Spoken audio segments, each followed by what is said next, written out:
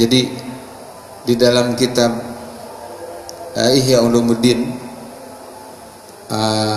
di bab taubat ya, beliau menjelaskan bahwa karakter manusia itu karakter yang bisa jadi suatu saat dia berbuat baik, berbuat taat, suatu saat boleh jadi dia berbuat salah. Kalau benar terus itu adalah sifatnya malaikat, kalau salah terus itu adalah sifatnya setan.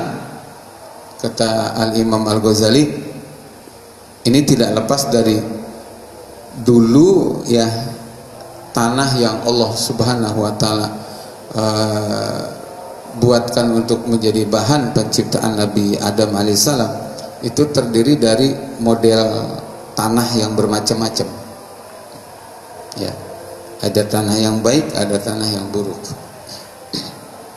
Nggak baik semuanya. Jadi kalau ada nisbat manusia berbuat salah, ya itulah manusia. Tetapi tidak boleh salah terus, ingat ya, apalagi jadi pembenaran gitu, tidak. Itu satu. Kemudian kata Imam Al-Ghazali, semua ada hikmah. Ketika taat dia disuruh untuk bersyukur, ketika dia maksiat dia diperintahkan untuk bertobat. Oleh karenanya maka ada satu yang oleh Imam Ghazali disebutkan di kitab Ihya itu tentang kita juga mestinya belajar dari Nabi Adam alaihissalam. Tentang apa? Tentang begini loh. Nabi Adam itu dulunya di surga. Ya fikir. Dulunya di surga. Lama dan semua fasilitas Allah berikan kepada beliau dengan Ibu Hawa. Nabi loh ya, yang penciptaannya langsung diciptakan oleh Allah Ta'ala. Kemudian terjadi khilaf, musibah yang membawa hikmah. Saya tidak berani mengatakan beliau berdosa, dan itu nggak boleh. Kita katakan khilaf ya, memakan satu buah yang satu-satunya buah itu yang Allah larang untuk dimakan oleh Nabi Adam dan Ibu Hawa. Kemudian karena terjadi kehilafan, buah itu pun dimakan. Dan apa yang terjadi? Ingat, catat ya. Karena kehilafan itu Nabi Adam alaihissalam dan Ibu Hawa diusir oleh Allah dari surga, turun ke dunia ini. Bahkan berikut pakaian kebesaran surganya pun Allah lepaskan itu. Selanjutnya apa yang dilakukan oleh Nabi Adam dan Ibu Hawa setelah sampai ke bumi, diusir dari surga oleh Allah Subhanahu wa taala, itu yang beliau lakukan adalah ratusan tahun beliau bertobat. Ya, beliau senantiasa bertobat, nangis terus, nangis.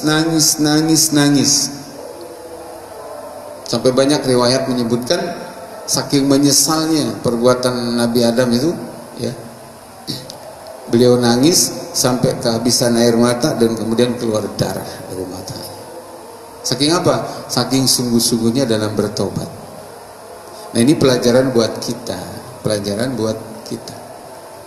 bahwa kalau manusia itu bersalah, itulah manusia.